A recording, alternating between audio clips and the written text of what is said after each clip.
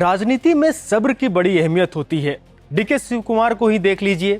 कर्नाटक में सीएम की कुर्सी हासिल करने के लिए उन्होंने और उनके कार्यकर्ताओं ने लंबा संघर्ष किया। आखिरकार दिल्ली में बैठे आला कमान ने उन्हें मुख्यमंत्री बना ही दिया। बनाए भी क्यों ना, जाने कितनी बार उन्होंने पार्टी को संकट से निकाला है। इसलिए तो राजनीतिक पंडित उन्हें कांग्रेस का संकट मोचक कहने से गुरेज नहीं करते। हालांकि आज बात उनकी जिंदगी से जुड़ी कुछ मजेदार बातों की करते हैं। 64 साल के शिव कुमार देश के सबसे अमीर मुख्यमंत्री होंगे। उनकी कुल घोषित संपत्ति 1413 करोड़ रुपए है। देश के सबसे अमीर मुख्यमंत्रियों की लिस्ट में आंध्र प्रदेश के चंद्रबाबू नायडू दूसरे और तमिलनाडु के मुख्यमंत्री सी जोसेफ विजय तीसरे नंबर पर हैं।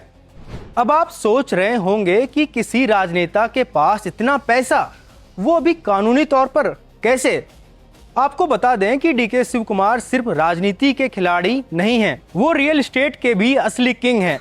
बेंगलुरु के हाई प्रोफाइल इलाकों में इनकी जमीनों की कीमत पिछले 2 दशक में आसमान छू चुकी है।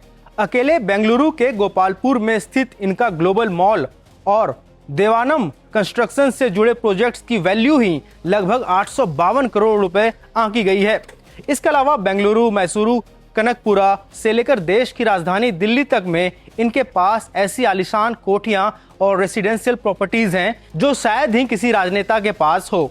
आमतौर पर राजनेता सार्वजनिक जीवन में अपनी सादगी वाली छवि दिखाते हैं, लेकिन शिव कुमार की इमेज ऐसी नहीं है। उन्हें लग्जरी ब्रांड्स पसंद है। उनमें लुई विटॉन, शैनेल, प्राडा, बार्बरी और गुची शामिल है। साथ ही उनके पास रोलेक्स और कार्टियर ब्रांड की महंगी घड़ियां भी है। शिव कुमार की कुल अचल संपत्ति 1140 करोड़ रुपए और चल संपत्ति 273 करोड़ रुपए है। साथ ही उन पर 265 करोड़ रुपए का कर्ज भी है। अब उनकी राजनीतिक सफर पर भी एक नजर डाल लेते हैं।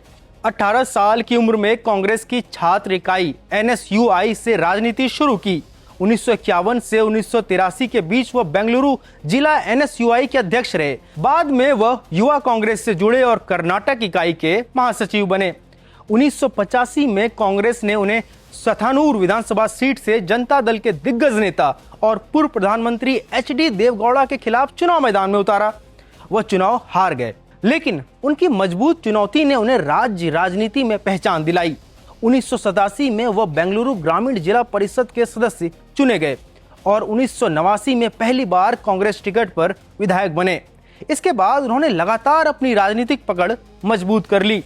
2023 के कर्नाटक विधानसभा चुनाव के बाद डीके शिव कुमार का सियासी हैसियत लगातार बढ़ता चला गया। 2 ही साल बचे हैं अब इस टेन्योर को, इस गवर्नमेंट के। उसके बाद इलेक्शंस होंगे। कितना बड़ा चैलेंज रहेगा डीके शिव कुमार के लिए, और क्या उनको सब एक्सेप्ट करेंगे इस तरीके से जब आप चेंज किया? नहीं, वो तो 35 साल से कांग्रेस पार्टी में ही रहा है, ऐसे नहीं एक्सेप्ट करने का सवाल ही नहीं, ऑलरेडी एक्सेप्टेड है वो डीके शिव कुमार जी। अभी आपने बताया 2 साल तो है, मगर वो काफी है अगर करने के लिए, तो 2 साल काफी है, कर सकते हैं, पक्ष संगठन भी कर सकते हैं और अच्छे गवर्नमेंट भी चला सकते हैं।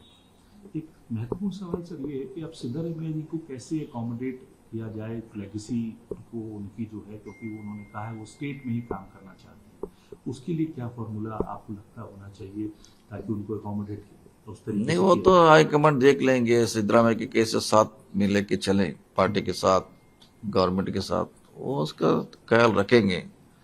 तो सीएम हमारा बहुत बड़ा सीनियर लीडर है और 28 में हमारे साथ वो रहेंगे, पार्टी के लिए काम करेंगे, तो उसका ख्याल रखेंगे जरूर हाईकमांड।